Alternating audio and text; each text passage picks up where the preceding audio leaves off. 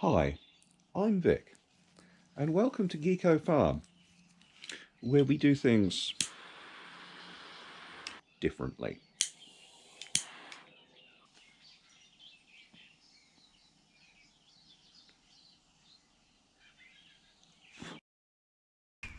You may remember in the last episode we used a cunning machine to blow the leaves and so forth apart from the olives. Well, for small batches we use the TJ apparatus,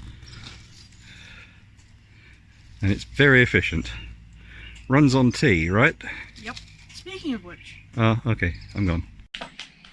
There, as you can see, we've got ourselves a GoPro. Not actually my first choice in camera, but they're not bad.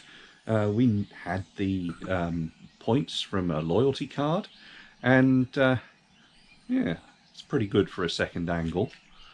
Thing is though, when you get it, what you want to do is you want to stick your GoPro on a selfie stick, and they don't come with an adapter for that, or do they? You see, in the packaging you have this little plinth that the thing fits on. Yeah, the cardboard box sits on the top there. I'll show you in a sec, like that. And then this fits inside this little display box, holds the camera nice and safe and secure for transport, and looks really pretty. But what you do, you see, is you take this little plinth and you peel it off the box, and then it fits nicely into your selfie stick, like this, you see, there. So isn't it nice of these GoPro people to provide you with a free selfie stick adapter?